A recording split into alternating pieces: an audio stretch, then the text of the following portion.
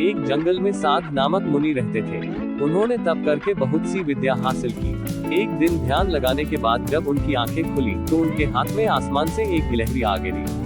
वह गिलहरी खून से लथपथ थी, क्योंकि वो चील के पंजों से छूटकर मुनि के हाथ में आ गिरी थी। गिलहरी मौत के डर से कांप रही थी। मुनि को उसके ऊपर दया आ गई। उन्होंने सोचा, क्यों न इसे अपनी विद्या से अपनी बेटी बना लूं। मेरी पत्नी कब से संतान प्राप्ति की चाह रख रही है, लेकिन उसके भाग्य में संतान है ही नहीं। अब ये बात बताकर उसे दुखी करने की जगह कुछ साल इस गिलहरी को ही बेटी बनाकर उसे सौंप देता हूँ। इतना सोचते ही मुनि ने एक मंत्र पढ़कर गिलहरी को एक छोटी सी बच्ची बना दिया। वो उस गिलहरी को बच्ची बनाने के बाद गोद में उठाकर अपनी पत्नी के पास लेकर आए। उन्होंने कहा, लो अब इसे अपनी बेटी मानकर ही पालना।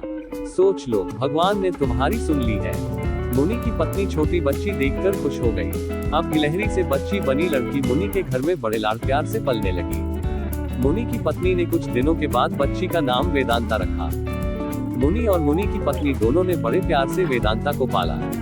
मुनि को बहुत खुशी थी कि उसकी पत्नी को अपनी ममता लुटाने के लिए एक बेटी मिल गई। कुछ समय के बाद उसकी परवरिश में मुनि भूल ही गए कि वो एक गिलहरी है। वेदांता को मुनि ने अच्छी पढ़ाई लिखाई करवाई।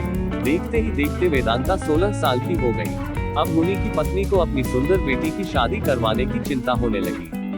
उन्होंने यह बात मुनि से की। अपनी बेटी की तरफ देखते हुए मुनि को भी लगा कि इसका अब विवाह हो जाना चाहिए। मुनि ने अपनी पत्नी से कहा कि तुम चिंता मत करो, मैं इसके लिए योग्य वर ढूंढ लूंगा। मुनि को लगा कि मेरी बेटी बहुत सुंदर है और उसकी शिक्षा दीक्षा भी अच्छी हुई है, इसलिए उन्होंने अपनी सिद्धि से सूर्य देव को पुकारा। सूर्य देव ने मुनि को प्रणाम करके बुलाने की वजह पूछी। तब मुनि ने कहा, मेरी बेटी विवाह के योग्य हो गई है, मैं चाहता हूँ कि आप इसके पति बने। सूर्य देव ने कहा, आप एक बार अपनी पुत्री से पूछ लीजिए, अगर उसे मंजूर है तो मेरी तरफ से भी हाँ है। तब वेदांता बोली, पिताजी ये बहुत गर्म है, मैं इनके पास नहीं जा पाऊंगी और न ही इन्हें देख पाऊंगी। मुनि ने वेदांता से कहा, कोई बात नहीं, हम दूसरा वर देख लेंगे। तभी सूर्य देव ने कहा, हे मुनिवर, मुझसे श्रेष्ठ बादल है, आप उनसे बात कीजिए, वह मेरे प्रकाश को भी ढक देते हैं। मुनि ने अब बादल को याद किया। बादल गरजते हुए मुनि के पास पहुँचे और उन्हें नमस्कार किया। इस बार मुनि ने सीधे वेदांता से पूछा, क्या तुम्हें ये वर पसंद है? वेदांता ने जवाब दिया, पिताजी मेरा रंग गोरा है और इनका काला, हमारी जोड़ी अच्छी नहीं लगेगी। तब बादल ने मुनि से कहा, आप पवन देव को बुलाए, वे मुझसे श्रेष्ठ हैं, उनमें मुझे उड़ाकर इधर से उधर ले जाने की ताकत है।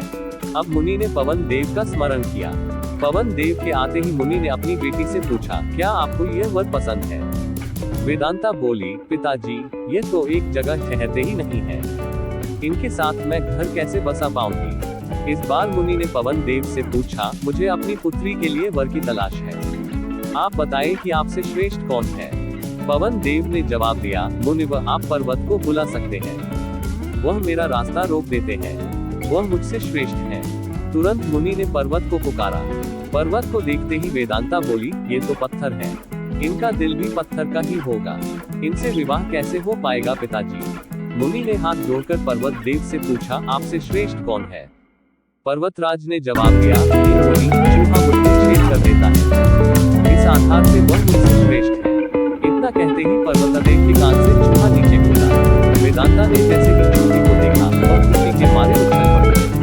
उसने कहा, पिताजी यही मेरा वर बनना चाहिए, मुझे ये पसंद है, इनकी पूरी कान सब कुछ कितना प्यारा है।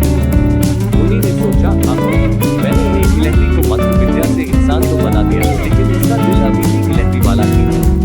मुनि ने तुरंत वेदांता को गिलहरी बनाया और उसका विवाह चूहे से करवा दिया।